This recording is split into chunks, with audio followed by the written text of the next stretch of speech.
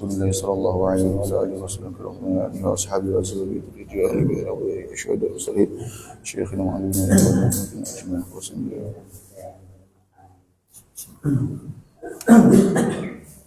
بأننا يتبشر من الرحمة والمغفرة وبدرجة في الجنة ويرحمنا وبدعائنا من أسرارهم وأنوارهم وعلومهم وبركاته في الدنيا والآخرة وبأن الله يحفظهم وينصرهم ويبارك فيهم ويتلقني على من وعلى صالح الصالح سيد النبي وعلى النبي سورة الفاتحة أعوذ بالله من الشيطان الرجيم بسم الله الرحمن الرحيم الحمد لله رب العالمين الرحمن الرحيم مالك يوم الدين إياك نعبد وإياك نستعين اهدنا الصراط المستقيم صراط الذين أنعمت عليهم غير المغضوب عليهم يا أرحم الراحمين يا أرحم الراحمين يا أرحم الراحمين فرج على المسلمين يا أرحم الراحمين يا أرحم الراحمين يا أرحم الراحمين فرج على المسلمين يا ربنا يا كريم يا ربنا يا رحيم أنت الجواد الحليم وأنت نعم المعين يا أرحم الراحمين يا أرحم الراحمين يا أرحم الراحمين فرج على المسلمين وما لنا ربنا سواك يا حسبنا يا ذا العلا والغنى يا قوي يا متين يا أرحم الراحمين يا أرحم الراحمين يا أرحم الراحمين فرج على المسلمين بجاه طه الرسول جد ربنا بالقبول وهب لنا كل سن رب استجيبني آمين يا أرحم الراحمين يا أرحم الراحمين يا أرحم الراحمين فرج على المسلمين آمين آمين. Assalamualaikum warahmatullahi wabarakatuh. Waalaikumsalam warahmatullahi wabarakatuh.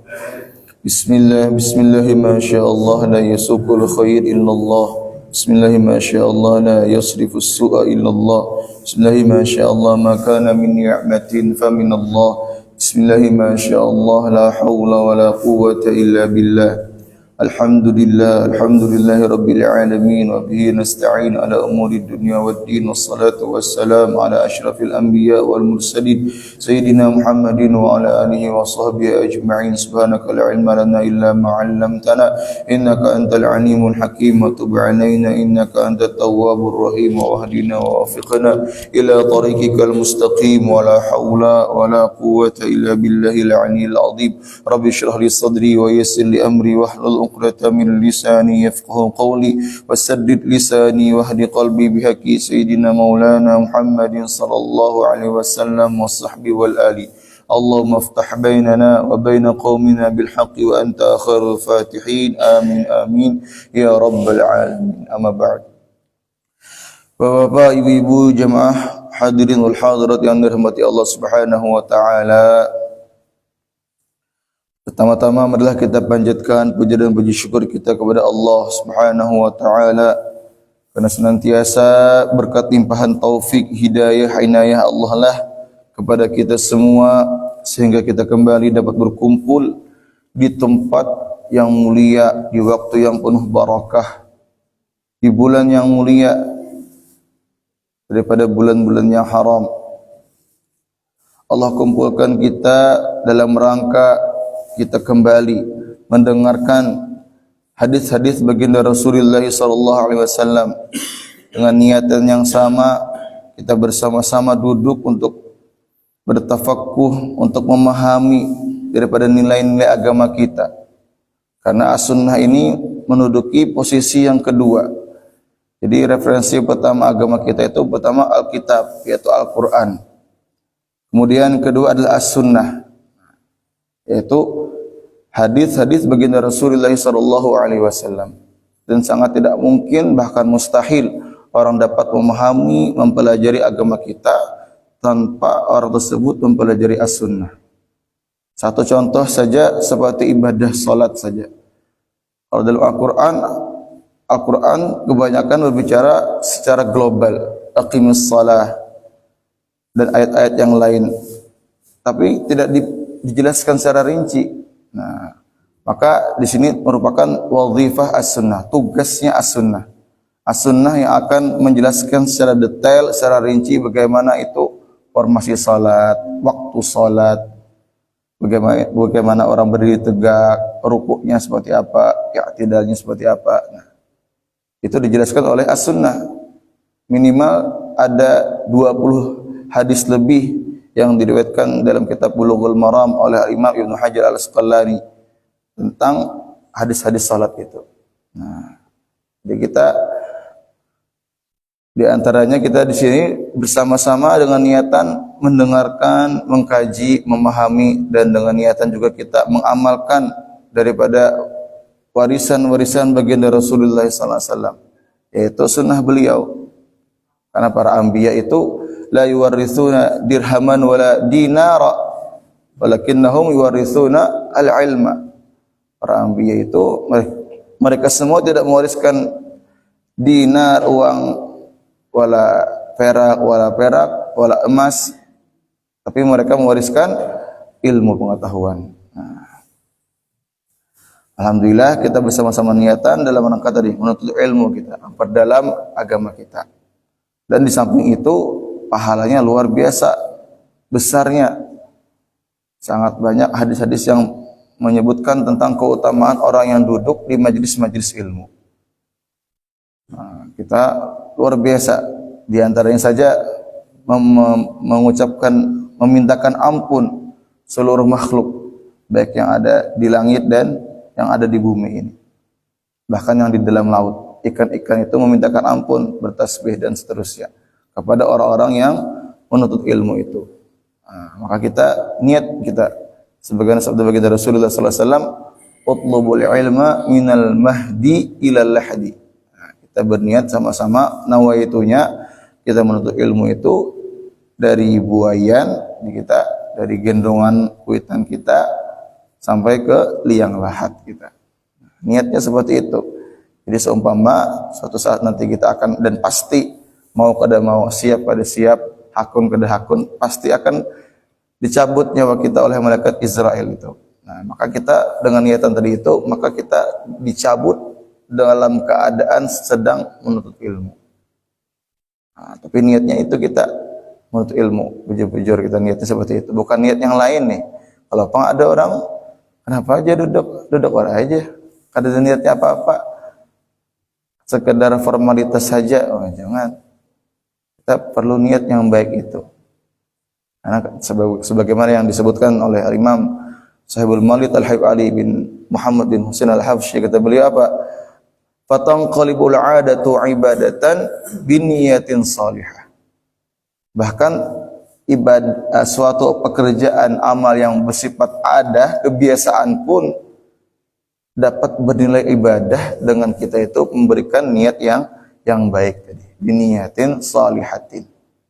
Contoh kita makan, kita berniat dalam makan ini mudah-mudahan kita dapat memberikan tenaga pada tubuh kita sehingga kita dapat beribadah, dapat bermanfaat untuk orang banyak. Nah, maka setiap butiran-butiran nasi, suapan-suapan yang kita masukkan ke rongga mulut kita itu akan bernilai ibadah karena ada niat tadi itu.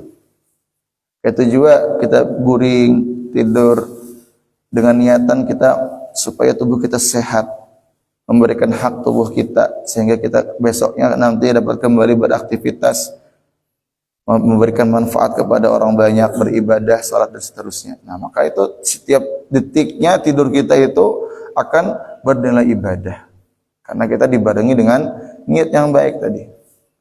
Jadi kita niatkan seperti itu. Maka kita berpotensi menjadikan seluruh waktu 24 jam yang kita miliki itu bernilai ibadah. Walaupun ibadahnya itu disebut dengan ibadah informal, yang kada formal kita, atau ghaira mahdah. Jadi ibadah itu ada yang mahdah, ada yang ghaira mahdah. Kalau yang formal, yang mahdah itu sembahyang, puasa, zikir, tasbih. Nah, itu mahdah. Nanti ada ibadah yang ghaira mahdah tadi. Kita bersosial, memberikan manfaat untuk orang lain, dan ibadah-ibadah yang informal tadi itu. Nah, jadi kita dengan ilmu itu kita dapat menjadikan seluruh waktu kita bernilai ibadah. Alhamdulillahirabbil alamin. Kemudian salawat serta salam kita aturkan kepada junjungan kita Nabi besar Muhammad sallallahu alaihi wasallam beserta seluruh keluarga, sahabat, pengikutnya ila yaumil qiyamah. Jadi disebutkan bola di dalam kitab Raful Astar disebutkan yang namanya salawat itu ketika kita bersalawat Allahumma shalli ala sayyidina Muhammad wa ala ali sayyidina Muhammad. Ali di situ memang secara umum arti ali itu keluarga Nabi artinya.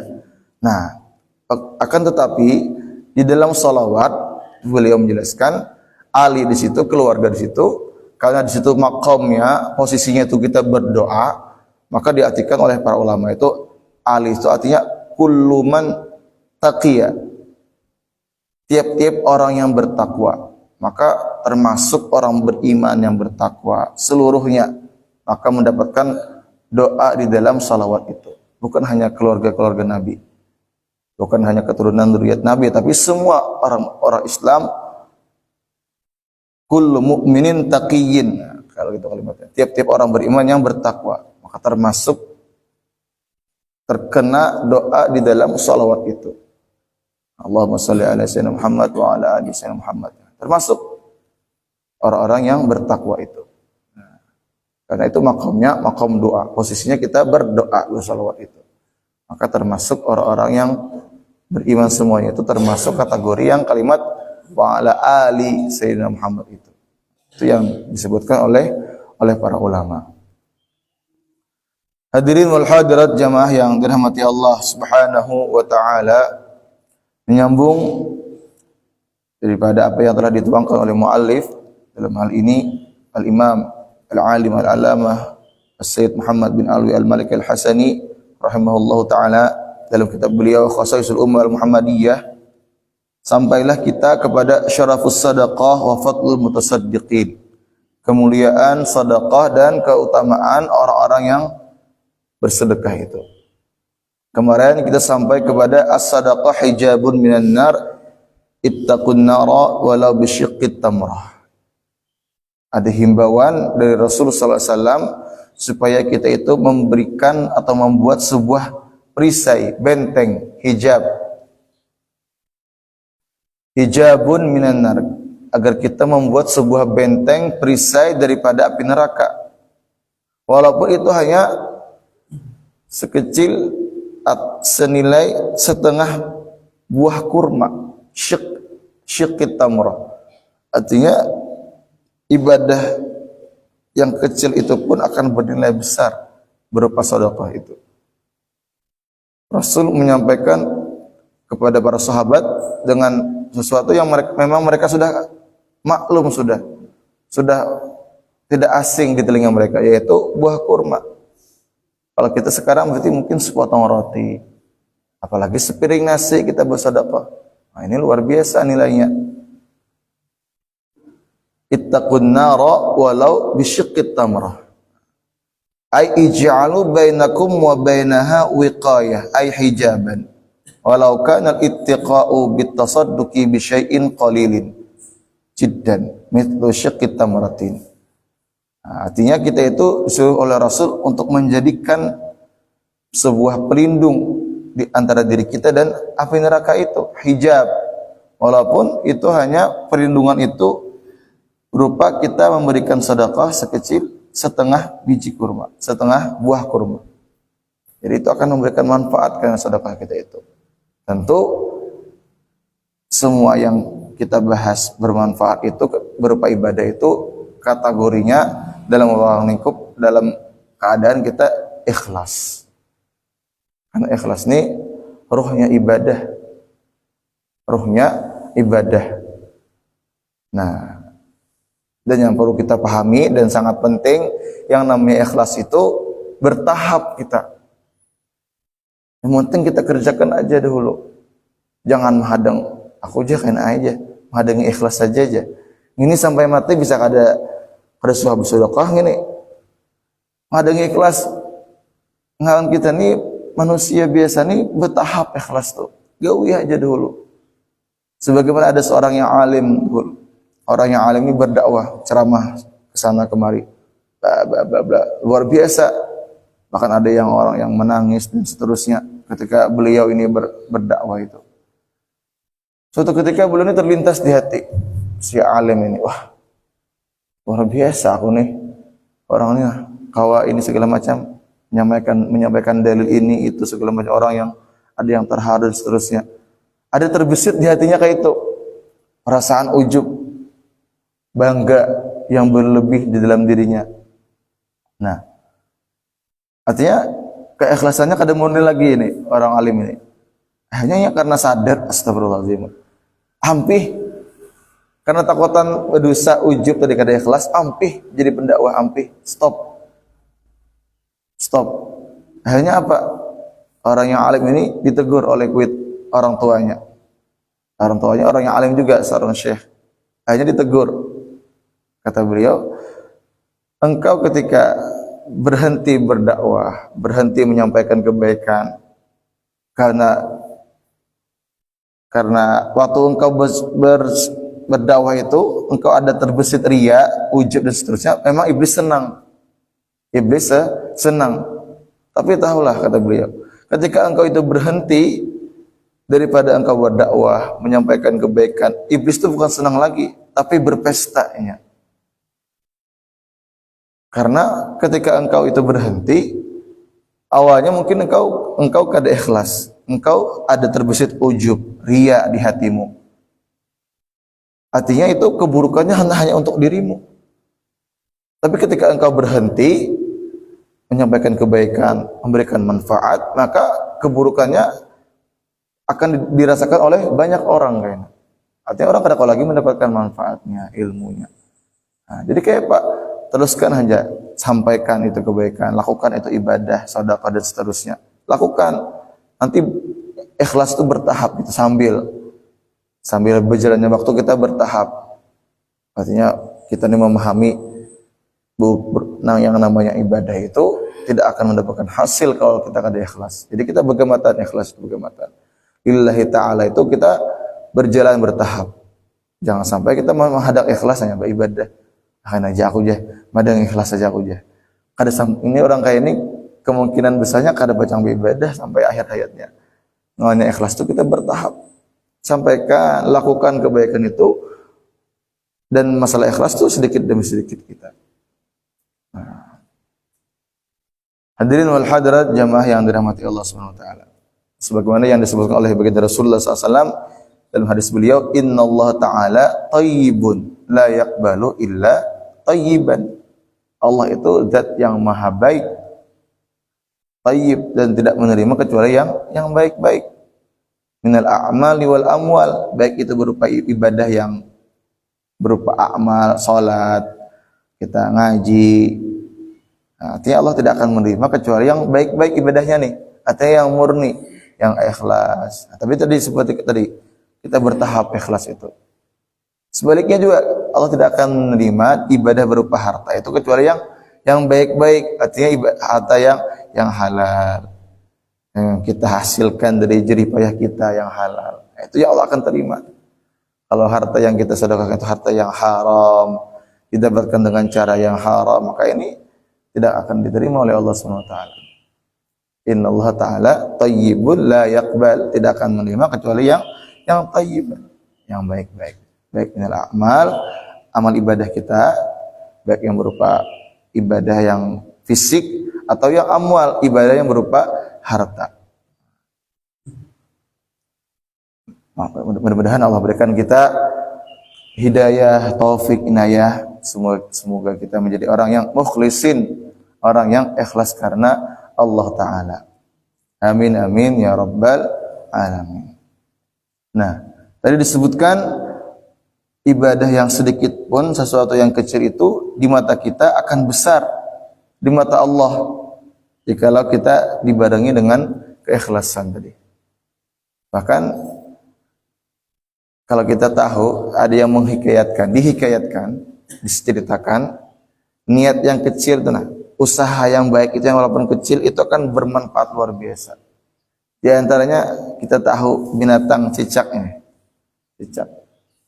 Cicak ini dalam konsep agama kita ini termasuk binatang yang dianjurkan untuk dibunuh.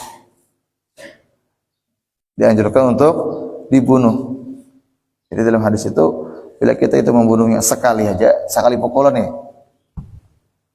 langsung mati cicak tuh, itu ganal pahalanya. Bila 2 kali ada mati, sekali pulang 2 kali nih, itu berkurang dah pahalanya.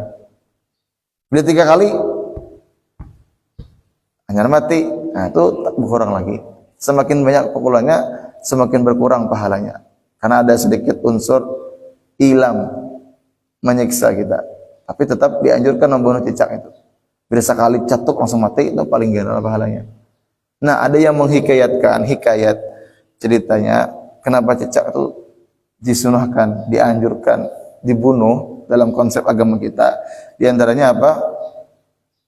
Di samping memang cicak itu mengotori rumah ibadah dan rumah kita dan seterusnya.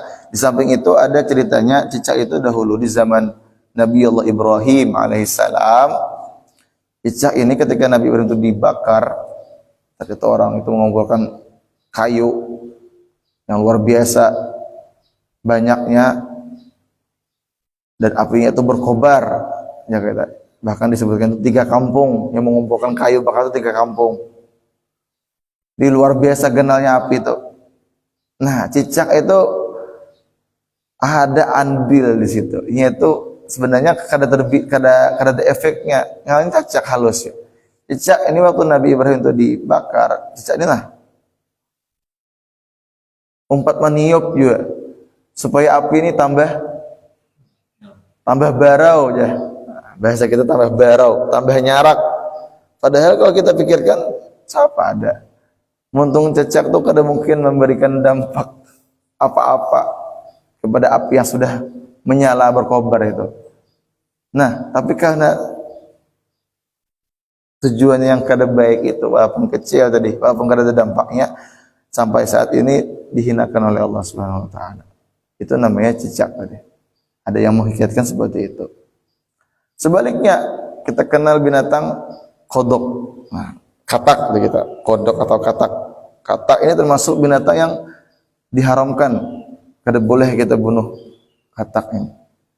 Disebutkan kenapa? Nah, di antaranya sebaliknya. Waktu cicak itu dia meniup-niup api supaya berkobar, kodok ini dia ke sungai, berjalan. Ada berjalan, bang, kodok ini melompat ya kalau melompat, berjalan dengan cara melompat ke sungai, mengambil air, kembali ke api, menyemburkan air itu ke api itu. Beda kalau kita pikir-pikir, kada mungkin juga. Sama ini kayak cicak juga, kada mungkin memberikan dampak api yang sudah berkobar kayak itu ganalnya, tidak mungkin dapat dipadamkan dengan mulut kodok yang tidak seberapa itu. Walaupun banyak kodoknya tetap baik, apinya ganal banget. Nah, tapi karena kebaikan yang kecil itu yang mungkin kada memberikan dampak apa-apa, itu Allah hargai. Besar nilainya di mata Allah Subhanahu wa taala. Maka itu merupakan sesuatu ibadah yang memang kelihatannya kecil tapi bernilai besar di mata Allah Subhanahu wa taala. Jadi kita lakukan itu kebaikan, kemanfaatan walaupun mungkin kada seberapa. Dan sedekah ini konsep Islamnya luar biasa luasnya. Kullu amrin bil ma'ruf sedekah wa kullu nahyin an munkarin sedekah. kita mengingatkan teman kita kepada kebaikan, ayo sembahyang. Sedekah hukumnya. Kita melarang saudara kita dari keburukan, ayo jangan lagi main ini yang diharamkan, main judi misalnya. Sedekah hukumnya. Bahkan dalam konsep agama kita itu wa fi bud'i ahadikum sedekah. Para sahabat sempat terkejut mendengar sabda Rasulullah SAW itu. Bukan berarti sahabatnya kada percaya, kada, tapi mereka hendak meyakinkan kepada diri mereka itu. Bujurkah wahai Rasulullah, ketika seorang suami itu menggauli istrinya mendapatkan pahala sedekah, wa fi bud'i ahadikum sedekah. Kata Rasul, akana fi haram alaihi wizrun, bukankah ketika seorang itu melampiaskan sesuatu yang itu di jalan yang haram mendapatkan dosa? Sebaliknya, jika dilakukan dengan cara yang halal, maka di situ ada pahala. Nah, sampai sejauh itu konsep sedekah ini luasnya dalam agama kita. Nah, wa tatmitul adha 'anit tariq sedekah. Bagaimana kita itu mengambil sesuatu yang mengganggu di jalan, paku kah, beling, seterusnya, bernilai sedekah. Bahkan tabassumuka ala wajhi akhika sedekah juga. Senyumnya kita itu yang sumringah memberikan kegembiraan di wajah orang lain, tersenyum kita, itu bernilai sedekah juga. Nah, jadi luar biasa luasnya makna sedekah ini. Nah, Rasul di sini dalam hadis ini memberikan contoh kepada para sahabat dengan sesuatu yang mereka sudah kenal, yaitu sepotong kurma misalnya. Dalam budaya kita mungkin sepotong roti, sesuap nasi, itu akan berdampak luar biasa sedekah yang itu. Yang walaupun kecil itu. Padahal ada harganya ya kalau sesuap nasi. Ada kau dihitung belum? Ada kau orang di warung itu berapa sesuap nasi kecil? Ada kau menghitung orang. Andai kata seperti itu pun sedekah kita segelas air itu luar biasa dampaknya. Lagi lebih dari itu maka luar biasa. Nah, kayak itu juga kadang karena para rasul ini Allah utus kepada kaumnya itu dengan lisan kaumnya, artinya dengan bahasa kaumnya. Nah, surga itu rata-rata dalam Al-Quran itu menggambarkan surga itu tajri min tahtil anhar, di bawah istana-istana di surga itu mengalir air-air sungai, teduh, ya kah?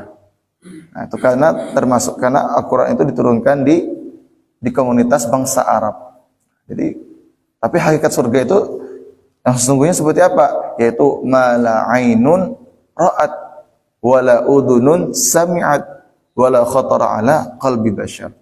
Hakikatnya surga itu adalah sesuatu yang keindahannya itu belum pernah terlihat oleh mata kita, belum pernah terdengar oleh telinga kita, bahkan belum pernah terbesit di benak pikiran kita. Itu keindahannya luar biasa. Jadi sebagian saja yang masih ditampakkan daripada sunnah-sunnah, hadis-hadis dalam Al-Quran itu sebagian saja. Ashabul yamin ma ashabul yamin fi sidrin makhdud wa talhim mandud wa dhillim mamdud wa ma'im maskub wa fakihatin katsirah la maqtu'ati wa la mamnu'ah wa furushim marfu'ah. Jadi surga itu kan tempat-tempat kedudukan kita tuh marfu', tinggi. Jadi tafsir itu dijelaskan makanya aja mun surga tempat duduknya tinggi aja. Ada sampai kita duduk. Nah, jadi otomatisnya dia duduk tuh berendahnya. Karena naik pulang. Nah, luar biasa empuknya tempat duduknya itu luar biasa. Inna ansha'nahunna insya'a faj'alnahunna abkara urban atsraba. Saat itu perempuan itu semuanya kembali muda dan laki-laki pun kembali muda juga. Bujang aja kita, kalau bini untuk perawan aja kita. Semuanya itu berumur sekitar 33 tahun. Di Anum. Jadi ada kisah seorang perempuan di zaman Rasulullah SAW itu, seorang nenek-nenek lah istilahnya. Nenek-nenek ini datang kepada baginda Rasulullah SAW. Datang kemudian berkata, ya Rasulullah, wahai Rasulullah, ud'ullah an yudkhilani al-jannah. Doakanlah wahai Rasulullah supaya ulun ini masuk surga. Nah, apa kata Rasul? Ya umma fulan, innal jannata la tadkhuluha ajuz. Jadi surga itu kadada orang kaya pian nih. Maksudnya yang tuha, maksudnya kadada orang kaya pian nih Rasul. Hanya fawalat tabki. Nenek tadi lewat sambil menangis mendengar sabda Nabi itu. Nah, kata Rasul, faqala akhbiruha annaha la tadkhuluha wa hiya ajuz. Kemudian Rasul menyuruh sahabatnya memanggil. Maksud Rasul itu kayak ini, artinya piani akan masuk surga dan kembali dimudahkan lagi. Artinya Rasul tadi bercanda aja Rasul bagi end kita. Artinya seseorang itu tidak akan masuk surga dalam kondisi yang tua kayak ini, akan dianumkan kembali muda kita. Nah, berumur sekitar 33 tahun. Jadi anum sebetaan kita dan awet muda seterusan, salawas-lawasan. Namun di dunia ini kita kayak bahagia anak larangnya kosmetik tetap ya ketahuan bila tuh ada. Ya kalau paling saya kita Jakarta bedanya. Nah, mudah-mudahan Allah berikan kita hidayah taufik sehingga kita dapat banyak beramal saleh dan kita layak menjadi penghuni surga. Amin amin ya rabbal alamin. Masuk kita duduk di majelis ilmu ini suatu ibadah yang luar biasa, yang nilainya itu luar biasa. Padahal modalnya ini kita ada modal ibaratnya. Duduk aja kita memodal telinga aja mendengar ya kah? Mata bincalak ya kah? Bahkan yang guring pun dalam majelis ilmu ini dapat keutamaan. Guringnya aja dapat keutamaan. Dapat yang penting duduk, niatnya bujur, duduk mendengarkan walaupun guring. Andai kata guring, tapi kadang bukannya harus guring ada. Kalau guring juga tuh orang. Ini andai katanya seperti itu pun harus dapat kebaikannya. Humul qawmu la yashqa bihim jalisuhum. Orang-orang yang duduk di majelis ilmu itu orang-orang yang tidak akan membuat celaka orang yang duduk bersama mereka itu. Akan mendapatkan kebaikan yang luar biasa. Itu bahkan orang yang duduk saja dalam keadaan guring sekalipun. Apalagi orang yang mendengarkan, memahami, kemudian berniat untuk menyampaikan dan mengamalkan. Wah, ini luar biasa fadilahnya, keutamaannya. Hadirin wal hadirat jamaah yang dirahmati Allah Subhanahu wa taala. Bahkan yang namanya ibadah sedekah ini dapat tukaffirud dzunuba mahma 'azumat. Dapat mengkifarati dosa-dosa yang besar. Luar biasa. Kemudian wal mutasaddiqu mashmulun bi du'ain zakiyyin tahirin min arwahin zakiyah tahirah wa hum al malaikah allati tad'u kulla yawmin lil munfiq bil khalab wa al mumsik bit talaf wa taqulu Allahumma a'ti munfiqan khalafan wa a'ti mumsikan talafan. Orang yang bersedekah itu mendapatkan doa dari para malaikat itu. Mendapatkan doa. Kata para malaikat, ya Allah, a'ti, berikan kepada orang yang bersedekah itu, munfik itu, khalafan gantiannya. Jadi pasti diganti. Dan berikanlah kepada orang yang pelit, mumsik, orang yang menahan, yang kadang mau berbagi itu, talafan, kerugian untuknya. Itu doanya malaikat pada orang yang bersedekah. Jadi, namun kita dalam bersedekah ini juga dianjurkan, kita diharuskan supaya kita tidak, kita itu menyebut-nyebut sedekah kita itu. La tubtilu shadaqatikum bil manni wal adha. Jangan disebut-sebut kita, ini aku nih, beri ini aku nih. Nah, jangan itu. Bahkan orang yang kita berikan hadiah sedekah itu juga kita tidak perlu kita berharap timbal balik dari orang tersebut. Allah yang akan membalasnya. Karena kita dalam bersedekah itu dengan tujuan yang untuk orang itu semuanya baik lawan kita, disukai oleh banyak orang itu sesuatu yang mustahil kita. Kebaikan apapun kita, karena kalau kita berniat untuk supaya disukai orang lain dalam berbuat baik itu, maka itu yang akan kita dapatkan hanya kekecewaan kan. Ada sebuah qaul kata para ulama, ridwan nasi ghayatun la tudrak. Ridwan nasi ghayatun la tudrak wa ridallah ghayatun tudrak. Nah, kalau kita itu berharap suatu kebaikan itu, pada kebaikan itu mendapatkan ridha, kesenangan, disukai oleh orang lain, itu merupakan sesuatu yang tidak mungkin dapat kita dapati.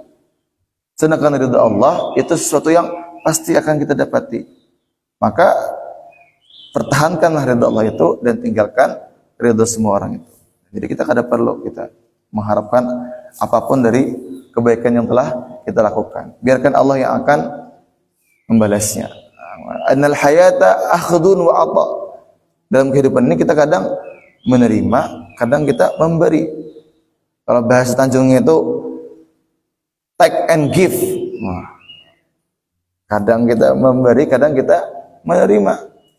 Ojo nerimo tok yo. Sekali-kali kita memberi juga. Jangan kita menerima terus. Kita memberi juga. Karena itulah kehidupan kita. Akhdun wa ata. Kadang kita menerima, kadang kita memberi juga. Nah, mudah-mudahan Allah berikan kita rezeki yang halal, yang barakah, yang berlimpah, yang manfaat untuk kita dan untuk orang banyak. Yang mudah-mudahan itu menjadikan jalan ibadah kita untuk tambah dekat kepada Allah Subhanahu wa taala dan tambah dicintai oleh baginda Rasulullah sallallahu alaihi wasallam. Amin amin ya rabbal alamin. Akhirnya ini yang saya sampaikan. Masalah khilaf, maaf, mudah-mudahan ada manfaatnya. Mudah-mudahan seiring bertambahnya ilmu yang manfaat, bertambah juga nilai-nilai keimanan, ketakwaan kita kepada Allah Subhanahu wa taala. Dengan bertambahnya ketakwaan kita kepada Allah Subhanahu wa taala, kita layak menjadi orang-orang yang sukses dunia, sukses akhirat, bahagia dunia, bahagia akhirat. Amin amin ya rabbal alamin. Sallallahu alaihi wasallam Muhammadin nabiyil ummi wa ala alihi washabihi wasallam. Walhamdulillahirabbil alamin. Bisri asri suratul Fatihah.